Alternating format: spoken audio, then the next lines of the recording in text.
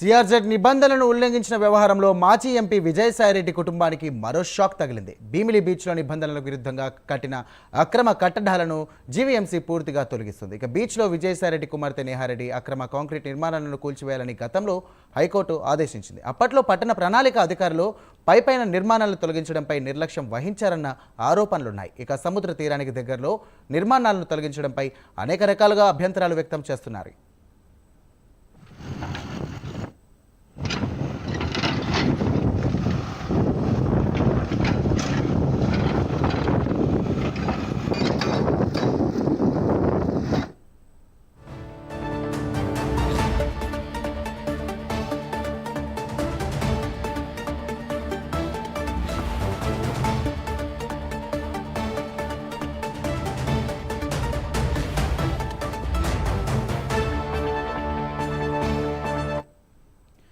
ఇక ఈ అక్రమ కట్టడాలపై కొందరు హైకోర్టును ఆశ్రయించారు. అక్రమ నిర్మాణాలను తొలగించాలని హైకోర్టును అధికారులు ఆదేశించారు. అయితే నిర్మాణాల తొలగింపుకు అయ్యే ఖర్చును నేహారెడ్డి నుంచి వసూలు చేయాలని ఉన్నత న్యాయస్థానం తెలిపింది. దీంతో నేడు బీచ్లో అక్రమ నిర్మాణాలను తొలగిస్తున్నారు. కాంక్రీట్ గోడలను ధ్వంసం చేశారు.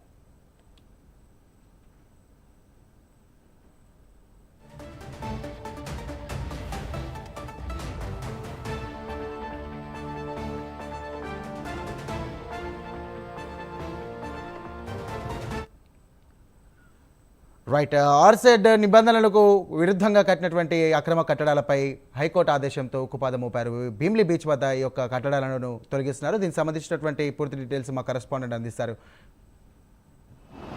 Chandrasekhar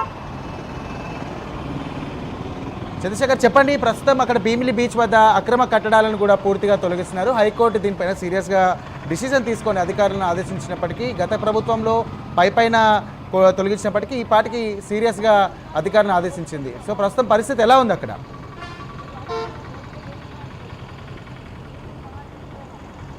good morning Sairam. Visakha Bheemili beach ఏదైతే ఉందో భీమిలి బీచ్లో సిఆర్జెడ్ నిబంధనలకు వ్యతిరేకంగా నిర్మించినటువంటి నిర్మాణాలు ఏవైతే ఉన్నాయో వాటిని తక్షణమే తొలగించాలంటూ కూడా ఉన్నత న్యాయస్థానం అయితే ఇప్పటికే ఆదేశాలు అయితే జారీ చేసింది. అయితే గతంలో ఏదైతే గత ప్రభుత్వం ఉందో గత ప్రభుత్వ హయాంలో భీమిలి బీచ్కి సంబంధించినటువంటి బీచ్ను ఆనుకొని విజయసాయిరెడ్డి కుమార్తె నేహారెడ్డి అయితే నిర్మాణాలు చేపట్టిన పరిస్థితి కనిపిస్తుంది. ఈ నేపథ్యంలో దీనిపైనే ఇప్పటికే గతంలో పలుమార్లు అయితే హైకోర్టును కూడా ఆశ్రయించిన పరిస్థితి ఉంది. ఈ నేపథ్యంలో హైకోర్టు ఆదేశాల మేరకు కూడా కూటమి ప్రభుత్వం ఏర్పడిన తర్వాత భీమిలి బీచ్కి సంబంధించినటువంటి ఏదైతే సిఆర్జెడ్ నిబంధనలకు వ్యతిరేకంగా నిర్మించినటువంటి నిర్మాణాలు ఉన్నాయో వాటిని అన్నింటినీ కూడా తొలగించాలంటూ ఆదేశాలు జారీ చేసింది. ఈ నేపథ్యంలో గత కొంతకాలం క్రితం అయితే పైపైన మాత్రమే తొలగించి పూర్తిగా విడిచిపెట్టేసిన పరిస్థితి కనిపించింది. ఈ నేపథ్యంలో మరలా కూడా విశాఖ నుంచి కొంతమంది అయితే హైకోర్టుకు వెళ్ళి హైకోర్టును అయితే ఆశ్రయించిన పరిస్థితి కనిపించింది. ముఖ్యంగా చూసుకుంటే గత ప్రభుత్వ హయాంలో ఉన్న సమయంలో అయితే దాదాపు పెద్ద ఎత్తున కూడా విశాఖలో కబ్జాలకు అయితే గురైనటువంటి పరిస్థితి కనిపిస్తుంది. ప్రభుత్వ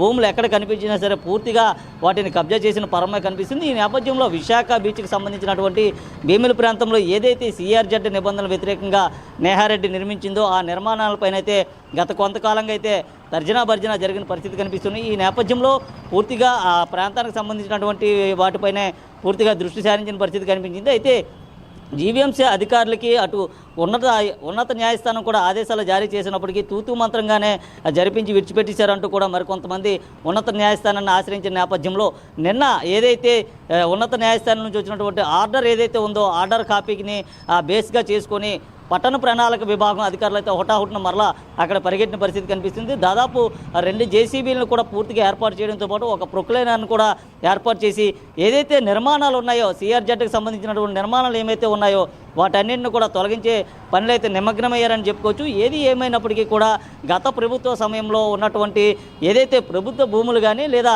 సిఆర్జెడ్ నిబంధనలకు సంబంధించినటువంటి స్థలాలు ఏవైతే ఉన్నాయో వీటినన్నింటినీ కూడా పూర్తిగా కొల్లగొట్టే ప్రయత్నం జరిగిందంటూ విశాఖ వాసులు అయితే ఆవేదన వ్యక్తం చేసిన పరిస్థితి కనిపించింది. అయితే నిన్న ఏదైతే ఉన్నత న్యాయస్థానం నిర్ణయం తీసుకుందో నిర్ణయం పైన పూర్తిగా అయితే విశాఖ వాసులు అయితే హర్షం వ్యక్తం చేసినటువంటి పరిస్థితి కనిపిస్తుంది.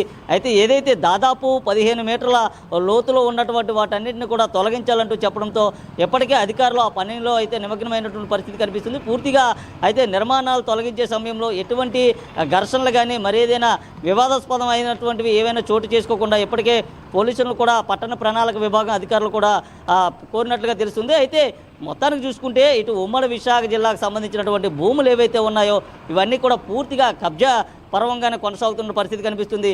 నిన్న మొన్న చూసుకుంటే హయగ్రీవ భూముల విషయంలో కూడా ఇదే విషయం అయితే బయటకు వచ్చినట్టు పరిస్థితి కనిపిస్తుంది. అయితే గతంలో కూడా చూసుకుంటే కూటమి ప్రభుత్వం అధికారంలోకి వచ్చిన వెంటనే ఏదైతే మదపాక భూములు ఉన్నాయో మదపాక భూముల విషయానికి సంబంధించి కూడా పెద్ద ఎత్తున కూడా ఆరోపణలు అయితే వెల్లువెత్తినటువంటి పరిస్థితి కనిపిస్తుంది.